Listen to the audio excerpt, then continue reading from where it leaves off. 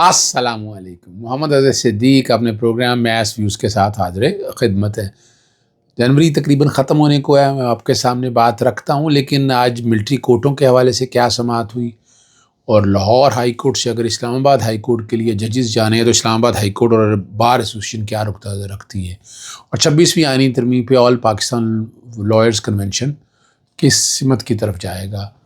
ان سب چیزوں پہ گفتگو ہوگی۔ اور توشہ خانہ کا ریکارڈ جو پبلک جس کے لیے میں نے بڑی کوشش اور کاوش کی ہے، اس کے حوالے سے اب جب پبلک اکاؤنٹ کمیٹی والا معاملہ آیا تو مصیبت پڑ گئی ان کو، اور جب پبلک اکاؤنٹ کمیٹی کا اجلاس میں جنید اکبر نے جب یہ گفتگو کی تو مصیبت پڑ گئی ان کو۔ اب انہوں نے کہا کہ کیا کیا جائے، تو اب وہ کوششیں ان کی یہ ہیں کہ کسی طرح سے اس معاملے کو دبایا جائے۔ باقی کچھ لاہور ہائی کورٹ میں سماعتیں ہوئی ہیں، میں نے میڈیا سے گفتگو کی ہے، وہ ابھی شاید میں ابھی نہ چلا سکوں، وہ شام کے پروگرام میں آپ ضرور دیکھ لیجئے گا۔ فاقی حکومت نے جو توشہ خانہ کا ریکارڈ پبلک کر دیا، کابینہ ڈویژن، یہ چونکہ کابینہ ڈویژن کے اندر آتا ہے، مارچ 2023 سے 31 دسمبر 2024، یعنی اس سال جو پیچھے گزرا ہے، اور 1997 سے 2001 تک کا، یہ 1997 سے 2001 کا تک کا نہیں لا رہے تھے یہ ریکارڈ، اور 2002 سے 2002 مارچ 2023 تک کا، 2002 سے لے کر یہ ریکارڈ تو ہائی کورٹ کے حکم پہ پبلک کر دیا گیا تھا، اور ہائی کورٹ کے آرڈرز میں بھی اس کا ذکر ہے۔ 1997 سے لے کر آج یہ ریکارڈ نہیں دے رہے تھے، لیکن اب یا تو تبدیلیاں کی ہے یا کوئی چینجز کی ہے، مجھے اس بارے میں کوئی نہیں پتہ۔ اتنا وقت لگایا ہے کہ یہ فیصلہ تو 2023 کے اندر آ چکا تھا، 2023 آج 2025 میں بیٹھے ہیں۔ میں لاہور ہی میں تھا جب یہ میرے سامنے ہوا۔ نواز شریف، پرویز مشرف، رفیع تارڑ کے نام تحائف لینے والوں میں شامل ہیں، چودھری نثار، گور ایوب، اسحاق ڈار اور خواجہ آصف کے نام بھی شامل ہیں، چودھری شجاعت، شیخ رشید، تمینہ الطانہ، عبدہ حسین، سعید مہدی سمیت بیوروکریٹ اور سیاستدانوں کے نام شامل ہیں، بلاول بھٹو، عارف علوی، انوار اللہ کاکڑ، قاضی فائز عیسیٰ کا نام بھی ہے، آصفہ بھٹو، سینیٹر طلعت محمود اور طارق فاطمی کو بھی تحائف ملے۔ بیشتر شخصیات نے تحائف توشہ خانہ میں جمع کرا دیے۔ بطور وزیر اعظم نواز شریف کو 1998 میں 17,21,250 یہ جو قیمت اپنی مرضی سے نکالی ہوئی ہے، اور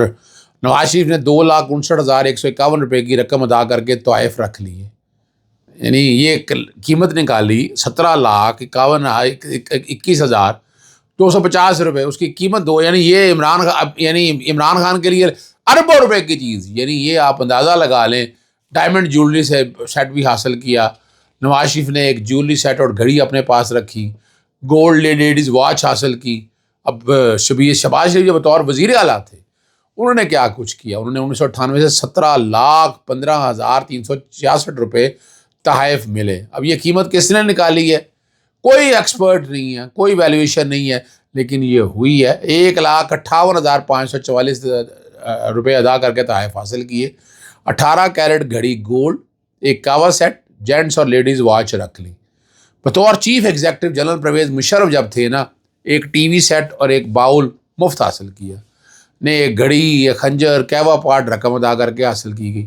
اور تحفے ملنے والی ایرانی کارپوریٹ اور ریپبلک آف فالکن نیلام کر دیے۔ رفیع تارڑ نے درجنوں تحائف مفت یا رقم ادا کر کے لیے، اسحاق ڈار نے 2 گلاسز کا تحفہ رقم ادا کر کے حاصل کر لیا، اسحاق ڈار نے پاکٹ واچ کا تحفہ توشہ خانہ میں جمع کرایا، شیخ رشید نے ایک کیوا سیٹ جو ہے،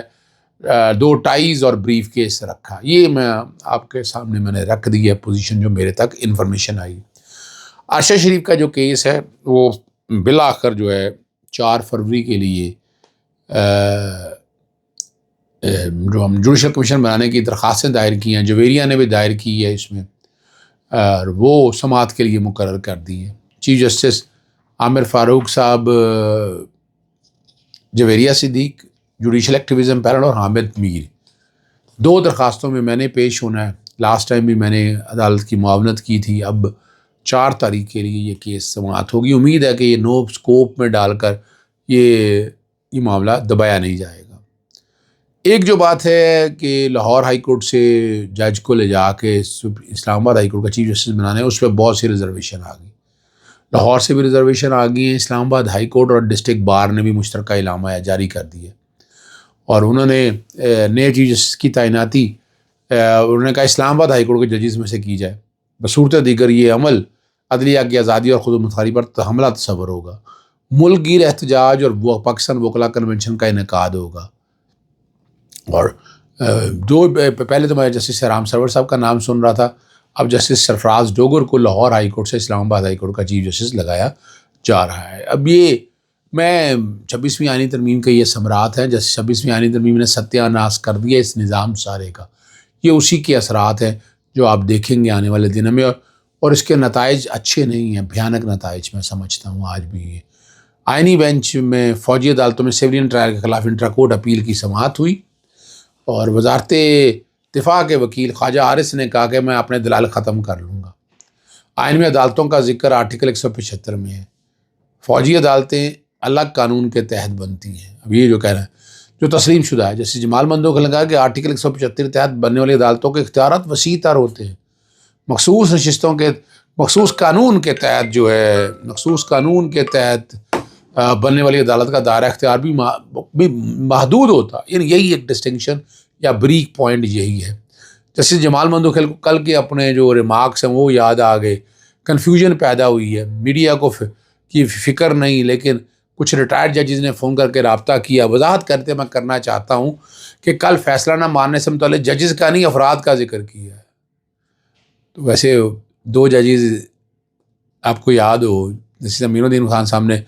مخصوص نشستوں کے کیس میں جو فیصلہ کیا تھا وہ دیکھا تھا آپ نے، تحریری طور پر تھا، اور وہ فیصلہ غلط نہیں ہے۔ جسٹس منصور علی شاہ اور جسٹس عقیل عباسی صاحب کا بڑا صاف اور واضح فیصلہ ہے، وہ ماننا چاہیے، نہیں مانا گیا نا، یہ بھی تاریخ کے حصے ہیں۔ اور انہوں نے پھر یہ کہنا چاہ رہا تھا کہ 8 ججز کے فیصلے کو 2 افراد کسی محفل میں کہہ دیتے ہیں کہ ایسا ہے ویسا ہے، اور کچھ میڈیا کے ساتھیوں نے اسے غلط انداز میں رپورٹ کیا۔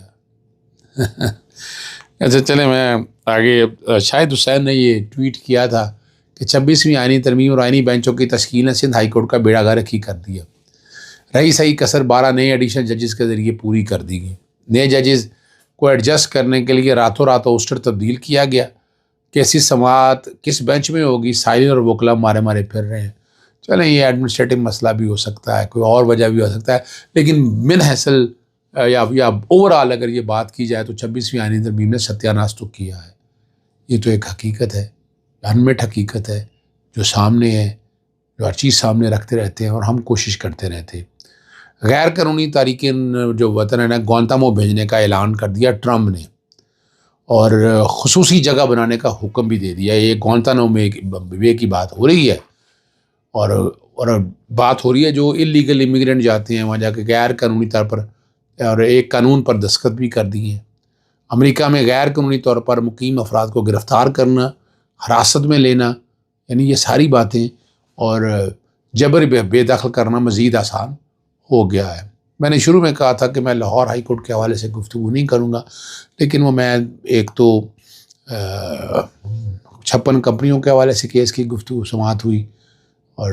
اس کے علاوہ شیخ امتیاز محمود کے ساتھ جو زیادتی ہو رہی ہے ان کے حوالے سے گفتگو، پھر میں نے عمران خان صاحب کے حوالے سے جو گفتگو کی ہے وہ سنیے گا۔ اجازت چاہتا ہوں، السلام علیکم، اللہ حافظ، پاکستان زندہ باد۔ ایشو ایک سیاسی گل، لاہور ہائی کورٹ میں 56 کمپنیوں جس میں فراڈ اور لوٹ مار کا سلسلہ جاری تھا، شہباز شریف کے دور میں قائم کی گئی تھی، اس کو چیلنج کیا گیا تھا کہ یہ حکومتی کاموں میں چاہے صاف پانی لے لیں، آپ لینڈ ڈیولپمنٹ کمپنی لے لیں، یا مختلف کمپنیوں کا مقصد نوازنا تھا اور لوٹ مار کر رہی تھی، اس کمپنیوں کی آئینی اور قانونی حیثیت نہیں تھی۔ یہ درخواست عدم پیروی کی وجہ سے خارج ہو گئی تھی، تو آج عدالت کے اندر بحث ہوئی، عدالت نے وہ درخواست منظور کر لی ہے، اور کیس کی سماعت اب دوبارہ مقرر ہوگی۔ دوسرا، عمران خان سمیت لوگ آتے ہیں کوٹوں کے اندر، اگر پوچھتے ہیں تو بتایا جاتا ہے کہ ایف آئی آریں اتنی درج ہوئی ہیں، لیکن اس کے بعد ایف آئی آریں چھپا لی جاتی ہیں۔ اسی طرح شیخ امتیاز محمود صدر لاہور 2013 کے اندر 3 ایف آئی آریں بتائی گئیں، پھر ان کی بیوی کی طرف سے درخواست دائر کی گئی تو 5 ایف آئی آریں ہو گئی، اس کے باوجود پھر 22 اگست 2024 کو انہیں گرفتار کر لیا، پھر ایک آئینی درخواست دائر کی تو ایف آئی آروں کی تعداد بڑھ گئی۔ اب عدالت کے سامنے توہین عدالت کی درخواست دائر کی کہ عدالت کے سامنے غلط بیانی کی ہے، وہ نئی درخواست میں بھی ایک اور ایف آئی آر آ چکی ہے۔ اب یہ معاملہ سارا عدالت کے سامنے رکھا ہے کہ یہ روکنا چاہیے، ہائی کورٹ میں آ کر تو سچ بتائیں، ہائی کورٹ میں جھوٹ بتایا جاتا ہے، غلط بیانی کی جاتی ہے، یہ سلسلہ رکنا چاہیے، اور جو آئینی درخواست پڑی ہے وہ ساتھ لگی رہی ہیں، ان کو بھی اکٹھا کر لیا جائے۔ عدالت نے دونوں توہین عدالت کی درخواستیں جو آئی جی پنجاب وغیرہ کے خلاف ہیں اور جو درخواست ہے آئینی درخواست، اس کو اکٹھا کر کے ایک ہی جج کے پاس لگانے کا حکم جاری کر دیا ہے۔ تیسری جو اہم بات ہے، 26ویں آئینی ترمیم کے خلاف آپ کو پتہ ہے فل کورٹ بننے کی درخواست گئی ہے، لیکن فل کورٹ ابھی تک بنایا نہیں جا رہا۔ وکلا کا آل پاکستان لائرز کنونشن 1 فروری کو منعقد ہونے جا رہا ہے، جس میں اس کنونشن میں یہ سارے معاملہ جہاں اٹھائے جائیں گے، وہاں یہ بات بھی آئی کہ نئے ججز کی تعیناتیاں روکی جائیں۔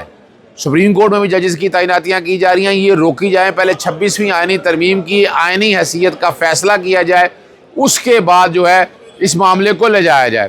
دوسرا جو اہم معاملہ ہے کہ عمران خان کے خلاف جو جھوٹے کیسز کا پروسیس ہے وہ رک نہیں رہا، عمران خان سے جیل میں لوگوں کو ملنے نہیں دیا جا رہا، اور کوشش کی جا رہی ہے کہ کسی نہ کسی طریقے سے بیک فٹ پہ معاملہ لے جایا جائے۔ عمران خان صاحب کھڑے ہیں، کل بھی کھڑے تھے، آج بھی کھڑے ہیں، آئندہ بھی کھڑے ہیں، ان کے خلاف پرچوں کی جو درج ہو رہے ہیں وہ بند ہونے چاہیے۔ آخری بات آپ کے سامنے، جو پیکا قوانین کے اندر جو ترامیم کی گئی ہیں جس سے آزادی صحافت کا گلا گھوٹا گیا ہے، وہ قانون رات کے اندھیرے میں صدر آصف علی زرداری صاحب نے دستخط کر دی ہیں، اس کو باقاعدہ چیلنج کیا جا رہا ہے، صحافتی تنظیموں کی طرف سے بھی، سول سوسائٹی کی طرف سے بھی، وکلا کی طرف سے بھی۔ پہلے قوانین موجود ہیں، حد کے عزت کا قانون موجود ہے، پیمرا لاز موجود ہیں، اخباروں کو کنٹرول کرنے کے حوالے سے لا موجود ہیں، مگر دوسری طرف جرنلسٹ فریڈم آف پریس کا جو قانون ہے وہ وائلیٹ ہو رہا ہے۔ اس لیے عدالت سے گزارش کی جائے گی کہ پیکا قوانین کے اندر جو ترامیم ہے وہ آئین کے آرٹیکل 19 اور 19 اور عدالتی نظیرات کے منافی ہیں، لہٰذا اس کو کالعدم قرار دیا جائے۔